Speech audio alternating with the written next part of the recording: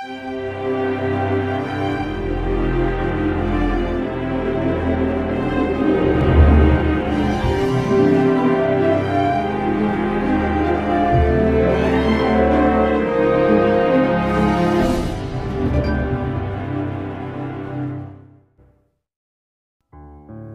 Samuel 9. Saul diurapi menjadi raja.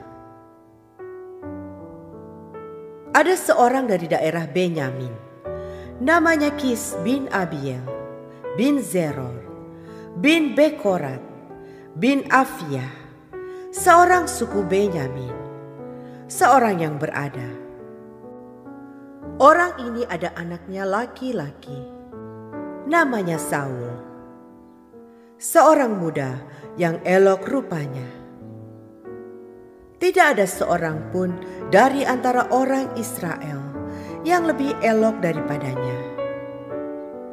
Dari bahu ke atas ia lebih tinggi daripada setiap orang sebangsanya. Kis, ayah Saul itu, kehilangan keledai-keledai betinanya. Sebab itu berkatalah Kis kepada Saul anaknya, ambillah salah seorang bujang, bersiaplah dan pergilah mencari keledai-keledai itu. Lalu mereka berjalan melalui pegunungan Efraim.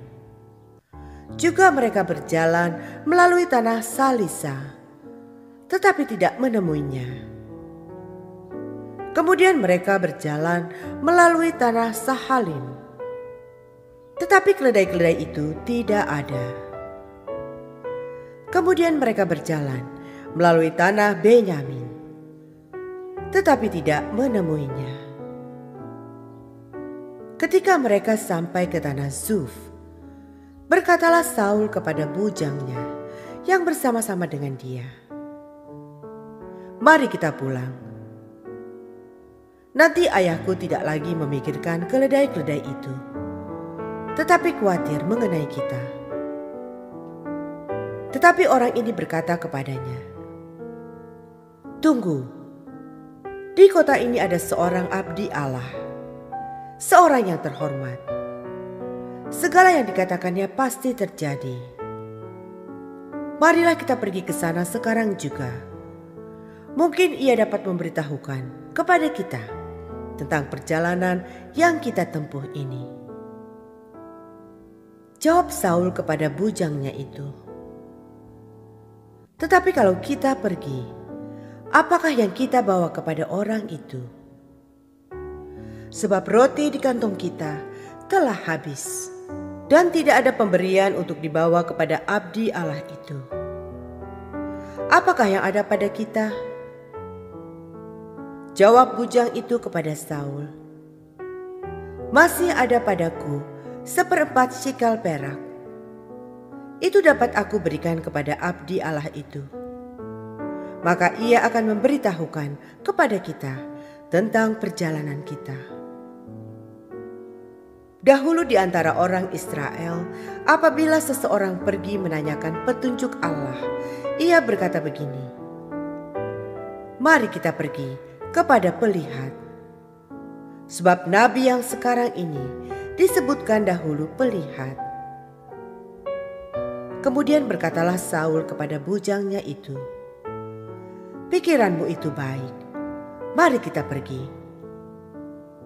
Maka pergilah mereka ke kota, ke tempat abdi Allah itu.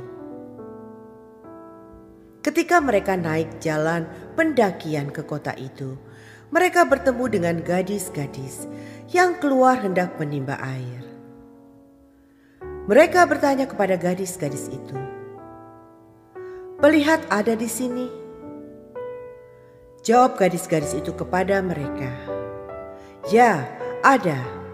Baru saja ia mendahului kamu. Cepat-cepatlah sekarang.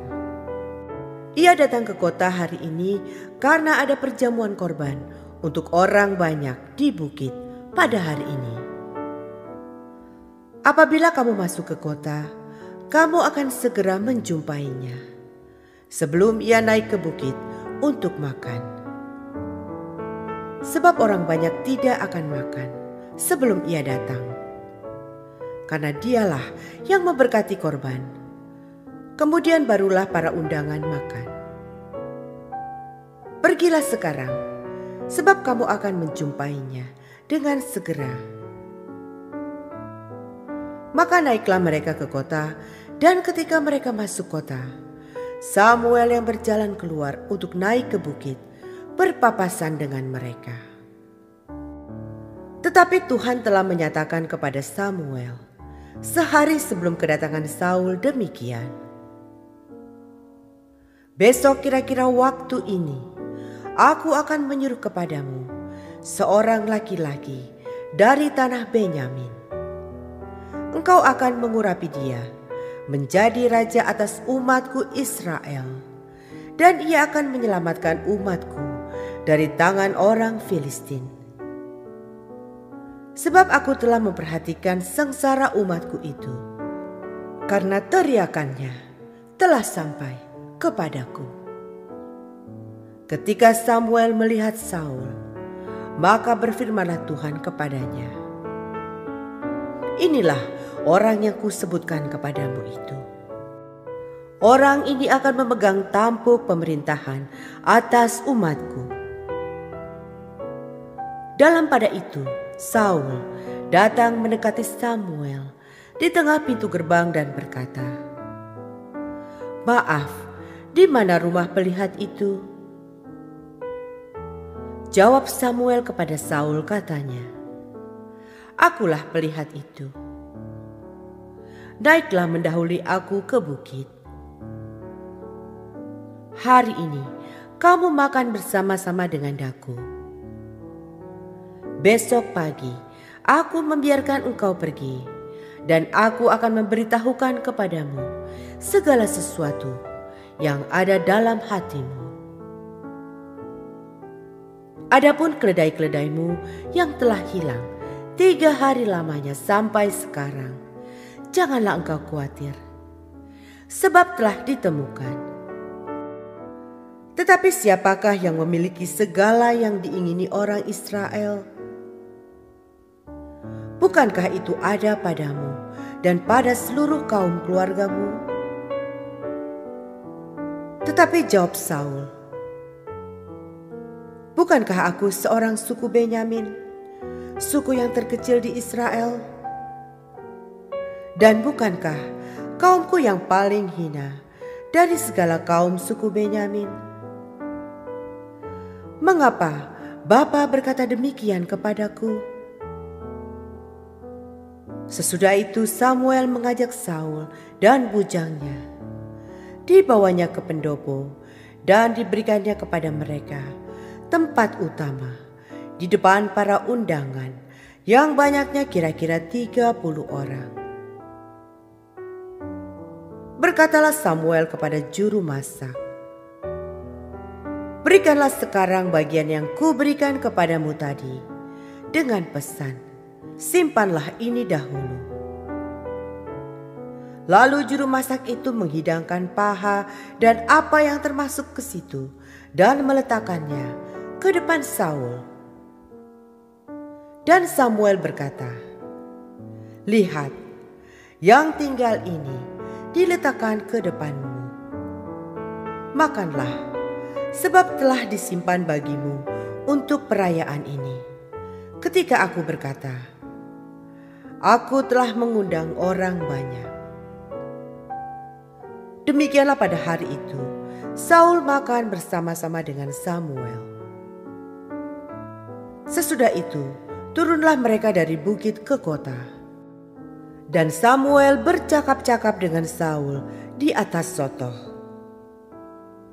Mereka bangun pagi-pagi, dan ketika fajar menyingsing, Samuel memanggil Saul yang ada di atas sotoh itu, katanya, "Bangunlah, aku akan mengantarkan engkau."